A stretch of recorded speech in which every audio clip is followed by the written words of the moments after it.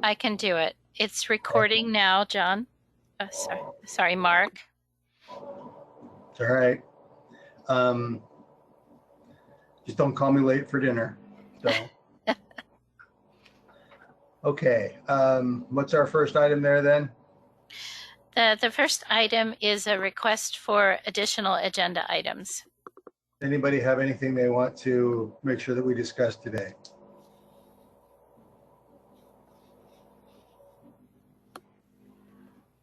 I'm beginning to wonder if I want my headphones on. It's a little disconcerting to try to pay attention to you while I have rumbling in my background. Hearing none at this point, unless there's something else. Let's go on to the first item on the agenda. Beth, would you read that off again, please? Yes, it's the approval of the March minutes that I sent out in an earlier email. Okay. Have we, let me see, I'll bring those up. Is there anybody who is prepared to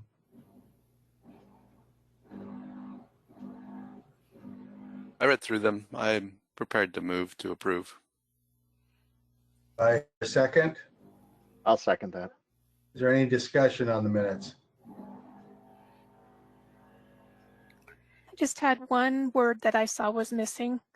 Bottom of page 2, bottom of page 1, and the paragraph that says potential impact of Sage of closures, Second to last sentence, letting us know. We need the word know if you have decided to close. Okay. All right. I will make that revision.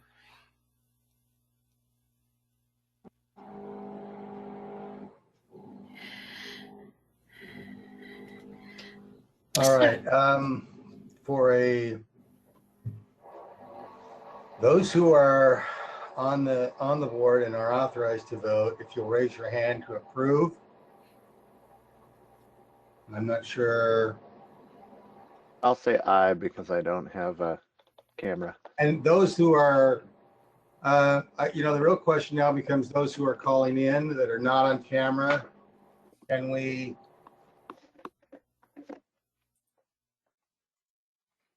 get some kind of a voice from each of you? I'm going to go through the list. And Mark, why don't you just call for any objections? okay. And if there are, then we'll verify if those objections are a valid vote. I think that would be most efficient. Are there any objections to it, to passing the motion? Hearing none, we will pass the motion as approved, as amend the minutes as noted.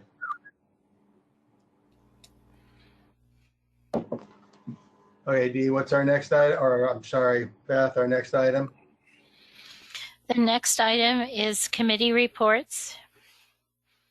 John, do you feel comfortable sharing what the cataloging committee has been doing? Sure. We meet every other month. As you know, our last meeting was the first week in August. And currently we are going to be installing a new chair at our next meeting in October. So we called for nominations for that. We do have a portion of our meeting dedicated to a little bit of training.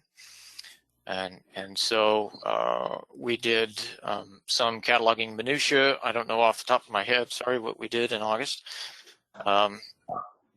And then we also do a couple of updates. We do updates on our authorities, which Beth does every time.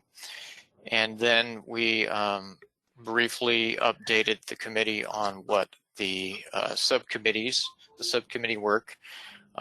You'll hear one of the products of one of those subcommittees today. The other subcommittee has been postponed until next year. That's the subcommittee on RDA adoption. Let's see, and I think that is about all that we did in our August meeting, and our next one is in October.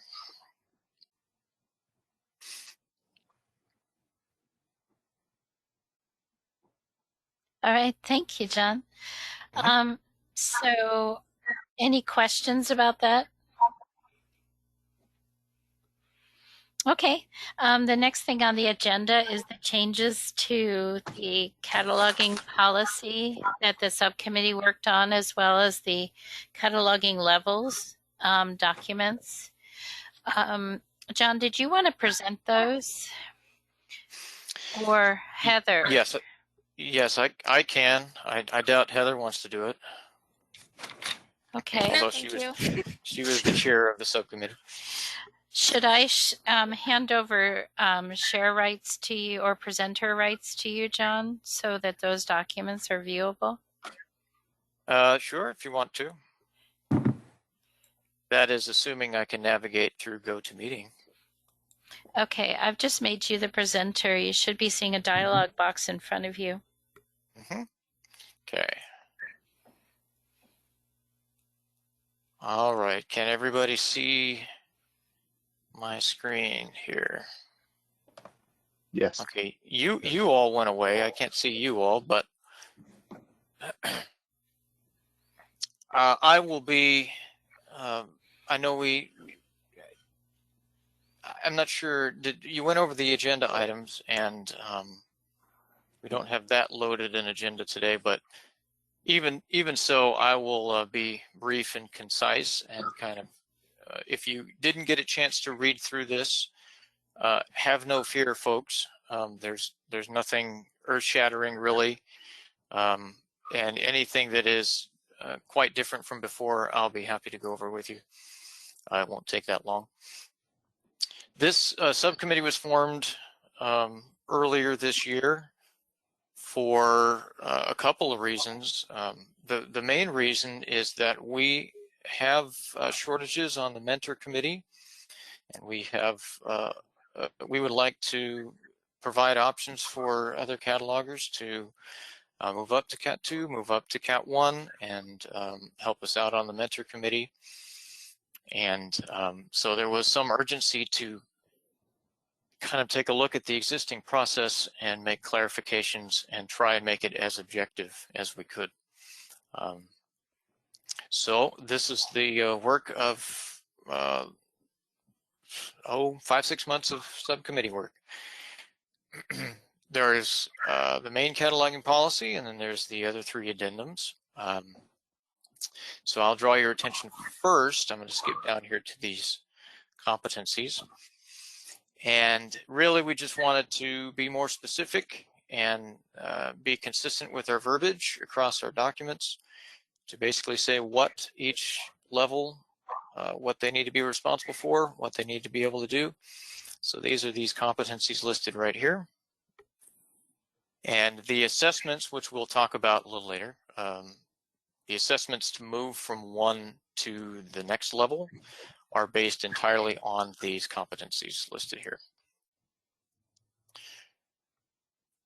All right, let me pull this up. Those assessments are being developed currently it's the last thing that the subcommittee has to do. And we will have those in place by October 1st is the target date.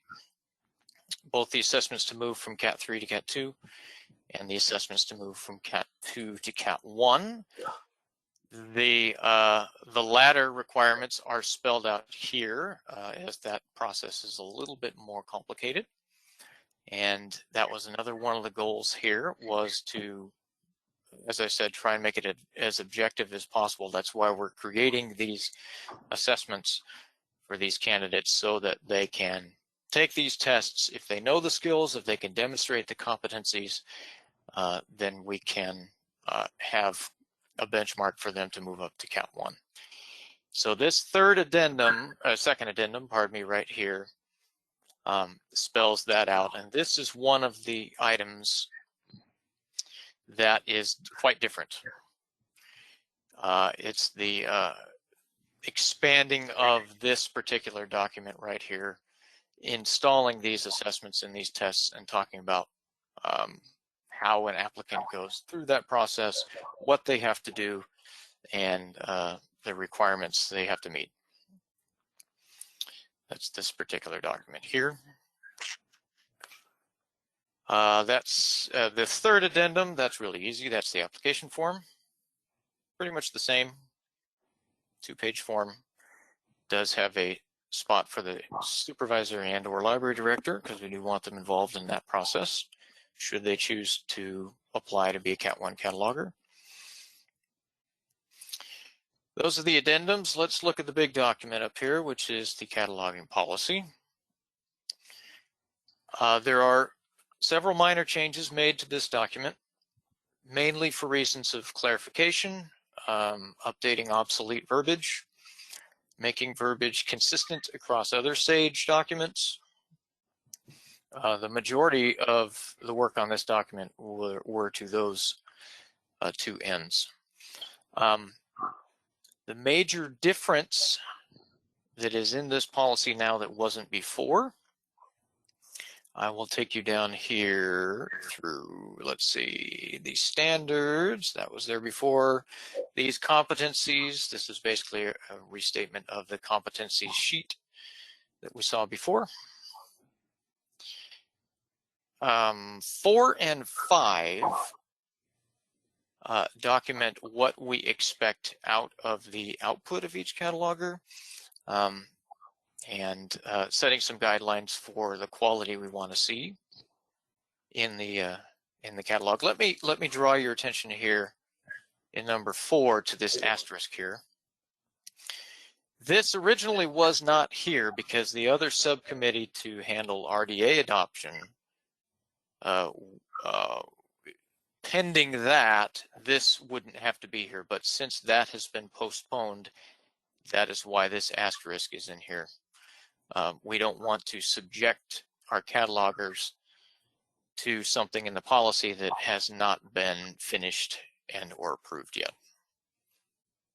So that is why that's there.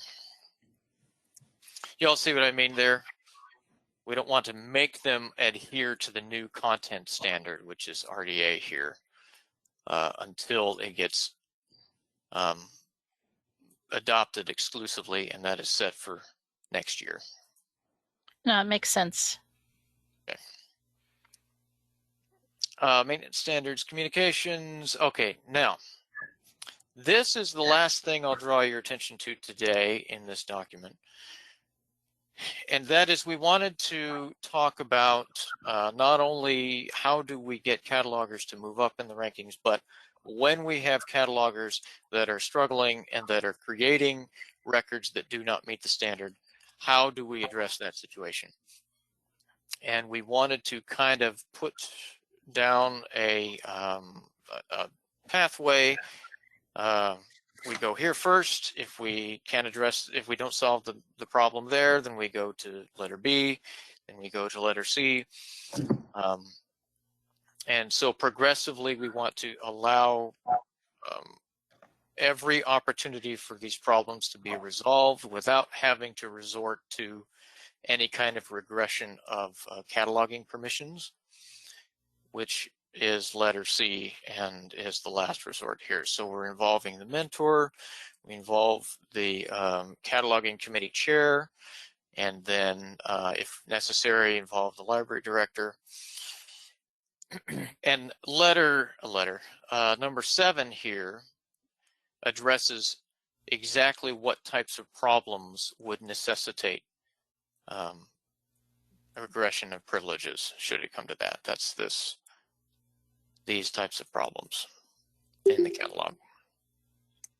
So this has been expanded and clarified since the last cataloging policy document.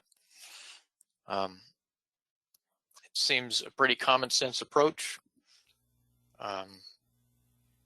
but I did want to draw this to your attention and allow anybody to ask any questions if they had any regarding this particular section, since it is quite new.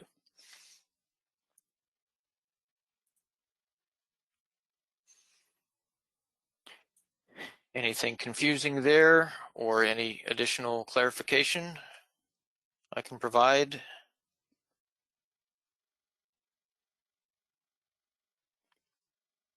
Crickets.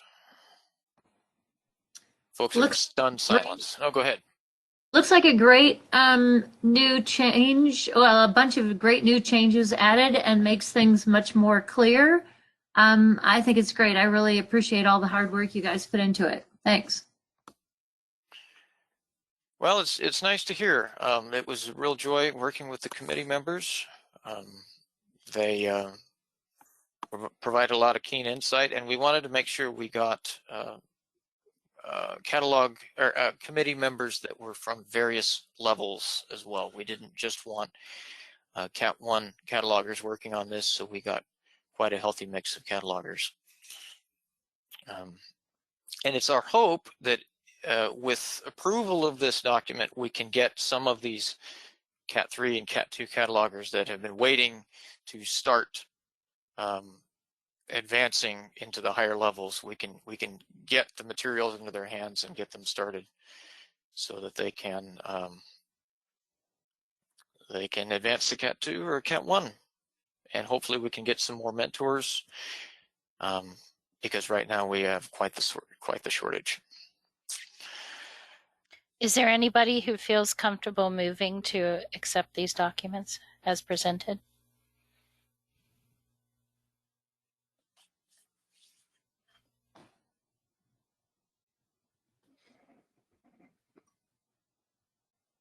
I'll make a motion to approve the document as presented.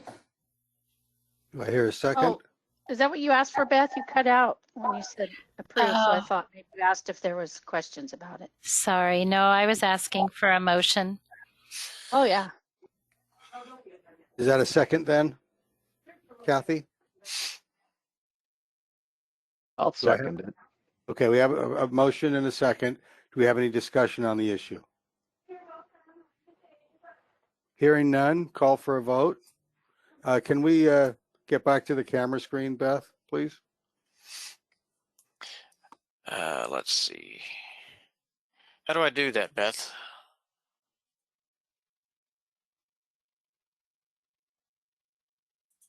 Let's see. I'm going to try and make you the presenter, Mark. Okay, and then, That Okay. worked. okay. So show of hands for those who approve. Okay, Approve. now, anybody that's, is there anybody opposed? Okay, seeing no opposition. Kathleen? Are you just adjusting, or is there something you wanted to say? You know, my camera appears to be frozen. You're all frozen to me, Oh, but I approve. okay, you're moving to us, so that's good. Okay. Not hearing any opposition, either verbally or visually, I'm going to assume that we are unanimous in our approval, and the motion passes. Thank you, John. Appreciate Great. it. Thank work. you, everybody. We appreciate all the work that the cataloging committee has done. Thank you so much. It's nice to see a very clear set of these are issues and a process to resolve that. I think that's a very good thing. Beth, what do we have next? Well, tentatively, I just wanted to go over the fact that in these strange times, some libraries have adjusted their policies temporarily to allow more holds for their patrons just because of the situation.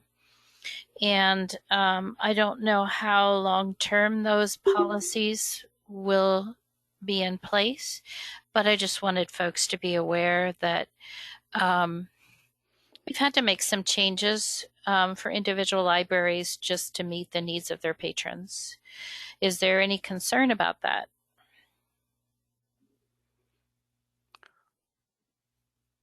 I've heard none from my staff. Is anybody else experiencing any concerns? I mean, I know for us, we're just seeing such a smaller amount of circulation that I'm not sure we would notice an impact of another library having more holds at this point. I'm just glad that people are doing some circulation. Like Yeah. like Mark says, our circulation numbers are drastically down. So I would not object to some libraries increasing their holds. What kind of holds numbers are we talking about as far as the new holds limits? For some of the libraries, it's 20, other libraries, 25. I think that's the highest. Yeah, I think in LeGrand we're doing 25. Mind everybody what the current holds limit is? 9. 9. So 25 is a pretty big jump. It And is. does that include, Yeah. and that's could be 25 ILLs? Well, potentially, but more likely, they're placing holds on local items and just Yeah, trying to get more items out at one time. that would be my only concern with where we're limited at our libraries to the milk crate size, Uh-huh. but we haven't seen an issue yet. So Okay. I guess if you start to see issues, let us know and we can talk, have further discussion about it. Okay.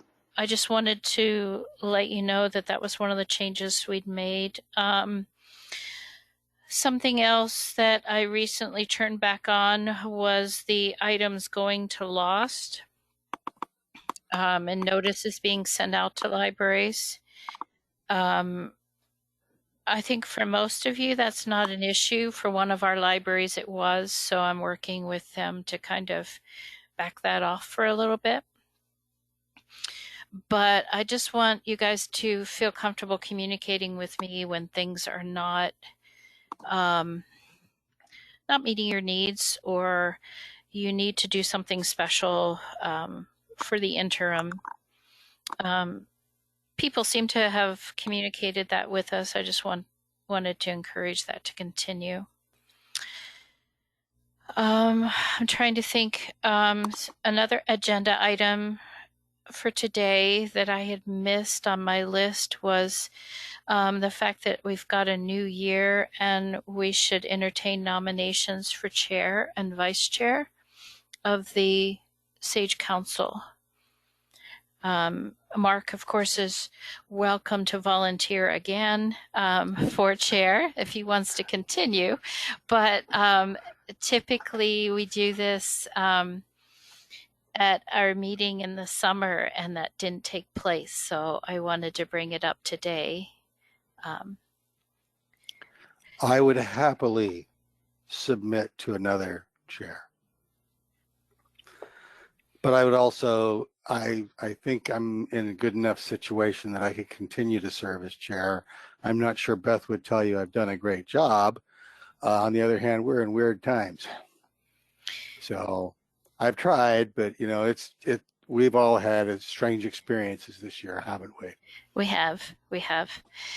So what about the rest of you? Any nominations for chair, either of those who are attending today or ideas of someone who would be willing to do the chair position who isn't in attendance? Oh. Are you thinking of volunteering somebody, Mark? Well, people that aren't present just deserve all the opportunities they can get, right? No, I don't have anybody in mind. Well, and we do need to be aware that we don't have a full council according to bylaws at the moment either. So just be aware of that if you're going to be volunteering someone or nominating someone. Yes, that's true. We have 3 council seats that need to be filled for those folks who their term is up. And we're going to have to cover that, I think, mainly by email. Dia, And I'm not sure, looking at Perry's spreadsheet, yeah, who all, where, because there's a number of those that say 7/1/20, and it's too many for how many should be going off. I don't think some maybe got updated for 22. I'm just not sure who is and who isn't there. Perry, did you pull your spreadsheet from the current website rendition? No. Okay, so the website is up to date with the term limits. if we went to there.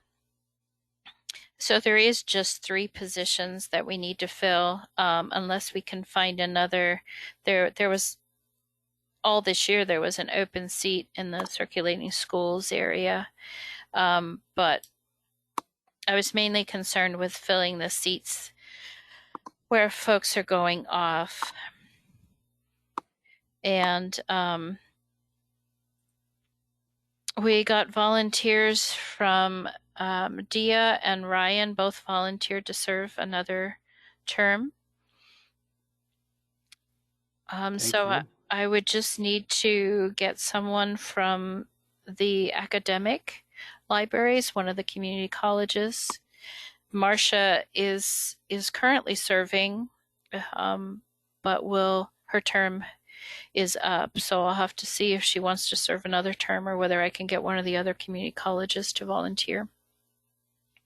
So I figured after the meeting we would handle those nominations by email as well as the vote. The vote that takes place, as Dia reminded me, it's the libraries in that membership tier that vote for their representative. So an email vote would need to go out to libraries in those particular membership tiers. So any ideas? Well, we still haven't done the nomination for chair and vice chair, but I just kind of gave another segue about the members.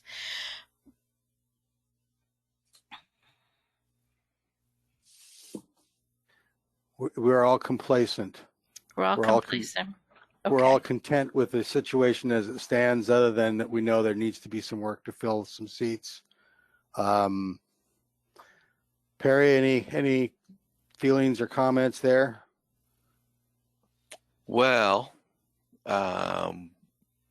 absent anybody wanting to take over, we're kind of stuck in our roles. But we want to emphasize that people who think that they have something to contribute, and I know you're out there, we would really like you to step into a leadership role for SAGE. It's a collaborative organization, and we've rotated the officer positions kind of around a very limited subset of our membership. We would really like to get more participation out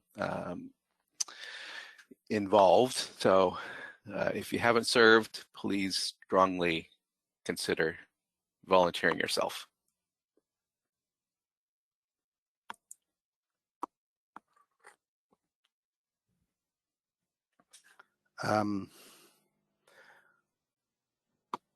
Beth, not hearing an awful lot of discussion. Are we going to be okay to just do the rest of it by email?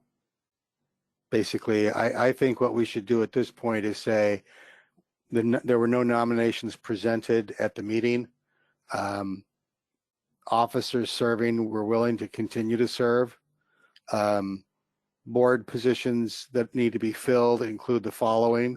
And then I think we need to do some targeted, because I know that some of those positions are by library type, and just target that everybody that's in that type, say so one of you needs to step up and be on that committee, and just see what kind of a response we get back. Okay. And if we don't, then it almost comes to the point where do we have to say, we're going to start asking your bosses now to have one of you serve, please, because we need people to serve on the committees. And then that becomes, and part of it is, I think one of the reluctancies is that, my boss wants me doing my job. Well, this is part of the job too. And so is that a way that we help them to see that this is part of the job? And it may not work, but I think it's worth at least the effort.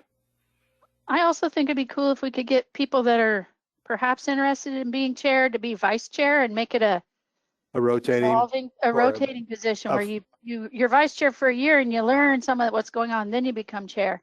Yeah. The chair-elect sort of thing. Yeah. I think that's a I good think that pattern. would work better.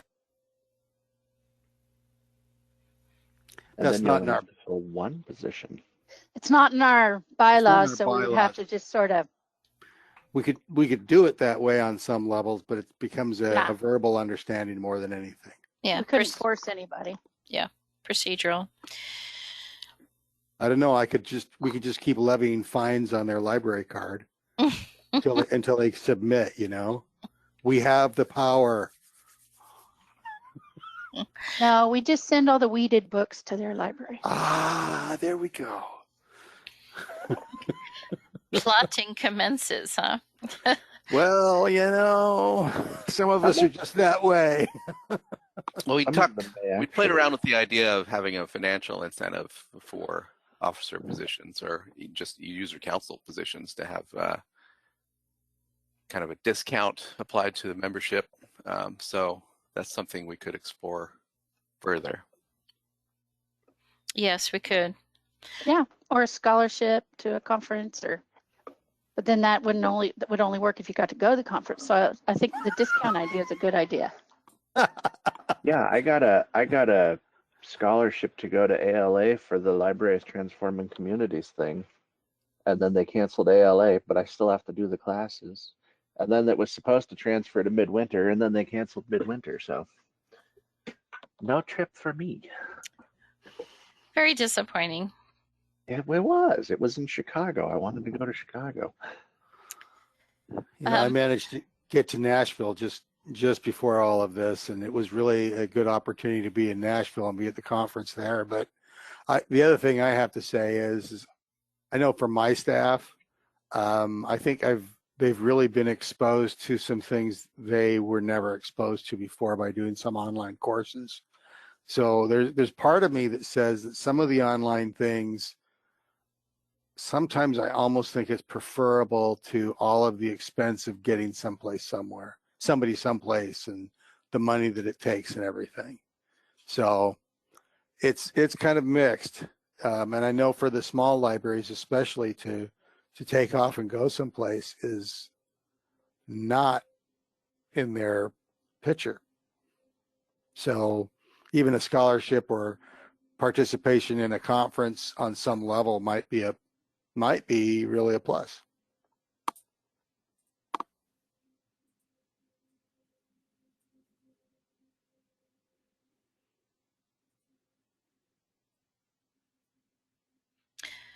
So I have a question. Budgetary wise, how much has the COVID-19 closure as well as changed in workload meant financially for your library? Is it impacting you financially from your? Oregon Trail's a special district, and the property taxes are not expected, revenue is not expected to go down in Morrow County. Actually, it's expected to go up. So we have not been affected.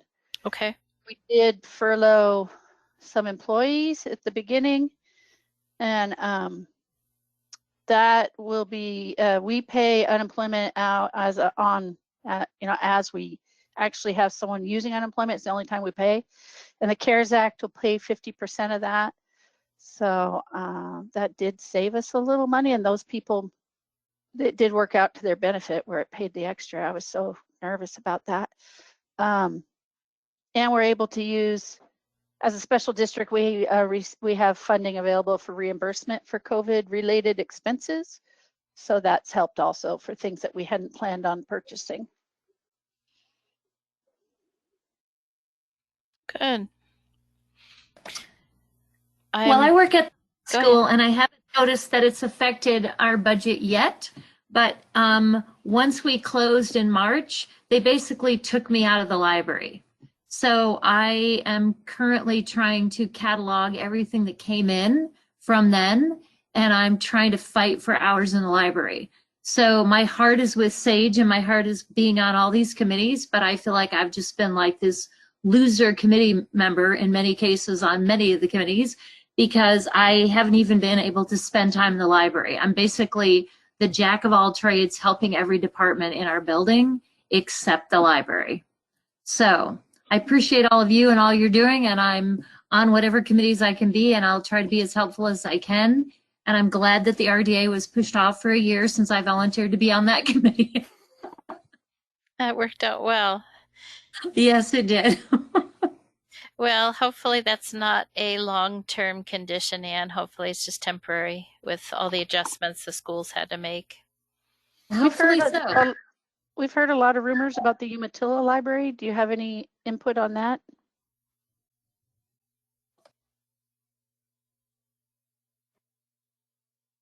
Did you guys hear that? What I can tell you, what I can tell you is they have shortened their hours based on survey of community members, and they're trying to meet the needs of the community is basically what they're trying to do. They've done a little of shuffling around. They've laid off 2 part-time people and adjusted some hours for between city and library for the others. And that's kind of it. Okay. I will be sending out SAGE membership invoices. And so in advance of sending those out, I just was trying to get a sense for whether any libraries were going to be experiencing financial difficulties and whether that needed to be discussed at the council level. But trusting that those folks will notify us if there is an issue and we can discuss it at that point. I would recommend that with that billing that goes out, that you indicate if there's a change in financial circumstances, please advise so that it can be addressed at the next council meeting. Okay. That seems appropriate to everybody.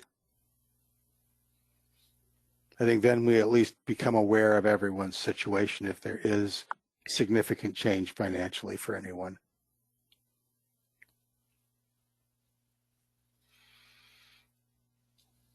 Okay.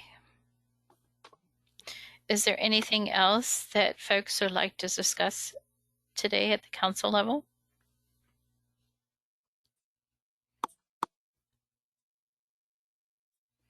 Is anybody doing anything specifically related to the smoke? At our Anything? Heppner branch, we are running limited hours because all 3 of the employees that work in Heppner have respiratory conditions, and that building is really leaking a lot of smoke. It's the oldest building of our buildings. So we're running limited hours there. We're going to try one of those box fan filter contraptions to see if we can filter out some of the smoke. But we're not doing, are you talking about doing things for the patrons or just, is it affecting hours or services or? We closed early on Friday. Are you guys open to the public now, Mark? We're not yet. We're going to, I'm looking to open next week and based in part on some indication that I've seen that they're hoping for some relief from the smoke by the end of this week. But, you know, really if rain or wind doesn't come, I'm not sure what's going to change. It's pretty, you know, we're in the close to 400 today, aren't we? I haven't checked this lately. Yeah, So I feel like I've created so many policies this year that I didn't ever, we worked on our snow and ice policy just to revise it. And then we, you know, had to have a pandemic, and now we need a natural disaster that I hadn't anticipated to make one. And yeah, we're at 374 right now. We are looking at air purifiers that could be reimbursed under the CARES Act. So that might be something. That was what Lake County, Amy's purchased several of those for the system library. She said that didn't have an HVAC system. But according to our HVAC people, if we run the air conditioner, that should work. Okay, so we did turn the temperature down a little on our AC to keep it going. Oh, yeah, Your that's one system technique. might just have the ability to have the fan running. We just adjusted our occupied, unoccupied times to have it run. Yeah, well, a if you lot just longer. do the AC, it'll pull the air up through the filter and send it back down instead of just the fan. So we're trying that. I don't know. Can we go back to the idea of expansion of the holds number? I think it would be good to let the general membership know that that's an option. Okay. And if there's enough, we might consider doing it system-wide. Well, I know when we worked on the circulation policy, which we still haven't, the person that was coordinating typing it all up hasn't done that yet, so we haven't presented it, but I proposed increasing the holds number and was shot down immediately, so I'm just curious. At the time, it was like, no, 9s is all, you know, that's all the system, that's all we can do, and for the libraries that have a lot of holds, but if it's working, I love the idea. I don't know if we have the representation today of some of the very small libraries or not. Yeah. I think that's where some of the concern came from, that would their courier withstand that, and or would their collection withstand it? I think some of the concern was the bigger libraries saying that they're the ones that get all the holds and send them out, and it placed a stress on their systems. Yeah, it could. And we only have a certain size for our hold shelf. So a lot of people with 25 holds waiting to pick up could be a struggle. I think it's going to impact libraries of all sizes, like you said, with, you know, structural things in place, but also courier. I know the Umatilla Moro courier, they are limited in size of their boxes, and every box that we increase costs more, but we're also limited by the size of the truck that those boxes go on. So that's part of the problem for, you know, those libraries as well.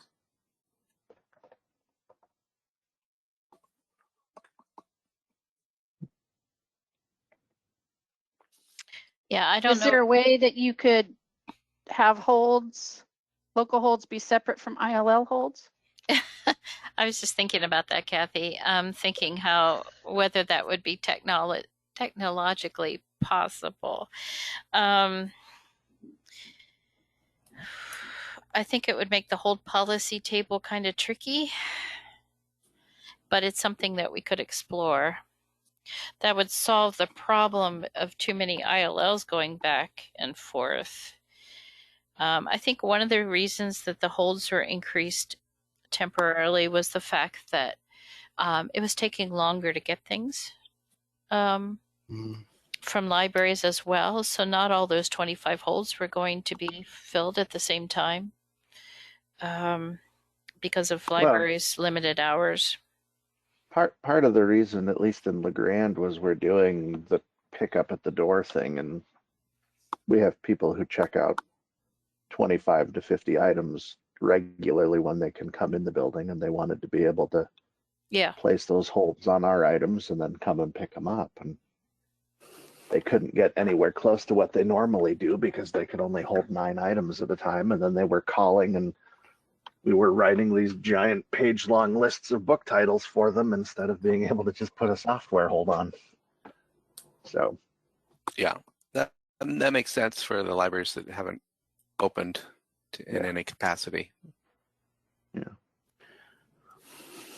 Schooling is having an impact on that too. I think that's affecting the number of holds that people are placing. What was that, Kathleen? I think homeschoolers are using ILL more. Oh, everybody's homeschooling. Yeah, no, that makes sense. Yeah, we had one parent say, I wish I could do a whole bundle of easy readers as one hold, because they just go through them so fast, and she would have to do the holds, pick them up, return them, do more holds. It is difficult. Well, there is the educator card profile that I think has a higher holds. It does. Capacity, which you can set that up for homeschoolers. We've set that up for some homeschoolers and then had some problems with it because they also have extended checkout times, and they maybe had a DVD and they used their educator card, and then the home owning library would be like, hey, that DVD's been out too long. So there is some pluses and minuses to that card, I think. Can I ask a question that's related but not exactly the same? And that is, I know everything that comes into our library, particularly those items from customers, we're putting into quarantine. We're also putting items in quarantine that come from any of you, because I can't say, and so everything that comes in sits for 3 days before we even put it into our system that it's available for pickup. And I'm wondering if we're, you know, and I guess what I don't know is that a good practice, or is that just overcautious, or where do you think we're really at with that? This is Deneen in Enterprise, and there's a really wonderful study, I guess you call it, that was put out by the Institute of Museum and Libraries, and they say, I mean, they basically are saying 24 hours. So I think that our length of quarantine is maybe a little bit more than it needs to be.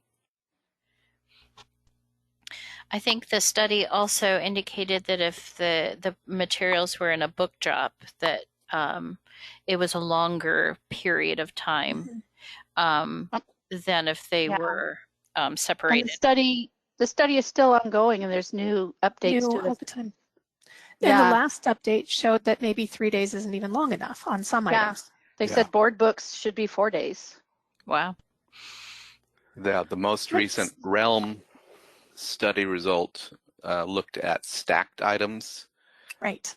And there was still a trace of live virus after 6 days. So I think we have to remember how patrons use our item. They have, you know, the books right in front of their face for a long period of time. They could be sneezing, they could be coughing. A lot of them like to lick their fingers and turn pages. So we use 7 days here at Baker before we send them out, I think, to you, Mark. So I'm not sure if you would really need to quarantine those for any longer period of time after they're sent from us anyway. I guess what maybe the ones come from other libraries, the idea of quarantining is that staff has touched them. But our staff are, you know, washing their hands before they touch any items, and then washing their hands again. So I'm not as concerned for the items coming through ILL, because also ours take about a week to get to us for once they've been sent from one library to us. So they're basically in quarantine on the way here. I guess what part of what I'm really asking is how much time are we adding to the process if each of us is being fully cautious? If I were doing 7 days, it's taking 3 or 4 days on the courier. If Perry's doing 7 days,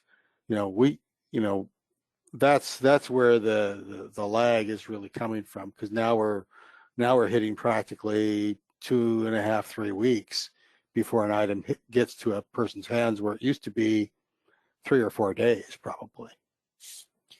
However, and I'm going to be the devil's advocate here. Go ahead. If libraries are one of the most highly trusted parts of society, do we want to be potentially a spreader of something like this? You know, I would think patrons want to continue their trust level of us and think that we're doing everything that we can to keep them safe as well. So I don't know that being overly cautious is really a bad thing, and adding a little bit of time. I don't know. It seems like we need some information about what protocols are already in place, so that we're really not duplicating quarantine that's unnecessary. So do we need to update the spreadsheet that we currently have to add quarantine procedure column and have folks update that? Will anybody look at it and change their behavior based on it? That becomes, I mean, we can gather all the information we want, but if it doesn't impact somebody's library service, we ran an exercise is all we did. That's, and I'm not saying we shouldn't. I'm just being plain about it, I guess. But however, if a library like you, Mark, that would like to make some adjustments, knows that something's coming from another library that they Right. quarantine for 7 days prior, and like Kathy said, if it takes, 3 or 4 days to get there, then you don't have to quarantine from that library. Right. Then that's going to save some, but there's going to be some libraries that aren't going to pay attention. We know that because of previous situations. But if it helps some of, the vast, larger groups that want to do that, then I think it's worth it. Well, what's the consensus here? How many of the libraries that are actually listening right now would be willing to adjust their process based on knowledge of another library's process? And I think my library might be. So We already did based on just the rumors of what we were hearing about what other libraries were doing over the listservs. So we were quarantining incoming stuff, and we stopped doing that because we figured with transit time and what we knew that the other libraries who talked about it were doing, it was unnecessary for incoming ILLs. okay. Comments from anybody else? I mean, I'm fine for collecting the information. This is Lori. I'm from Harney County Library, and I don't work directly with the interlibrary loan materials per se, but one thing we're all assuming is that staff on both ends are truly and consistently observing sanitation procedures as well. I agree with Dia in thinking that we need to be a model for security and safety on this issue. So I'd be a little cautious.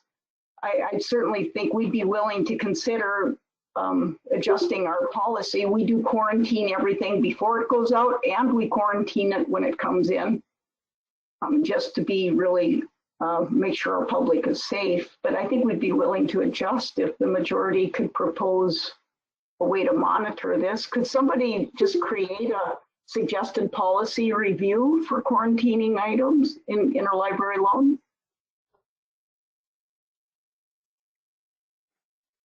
Well, I think that's what we're kind of working towards.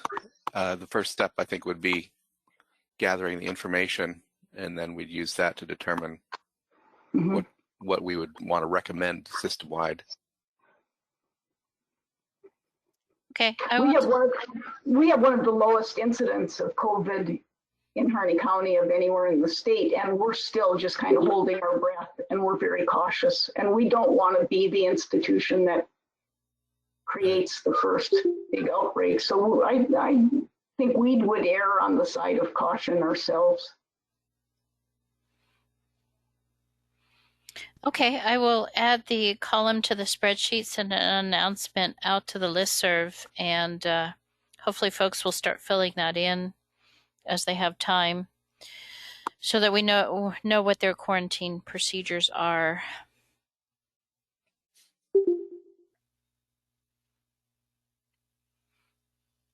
Any other discussion?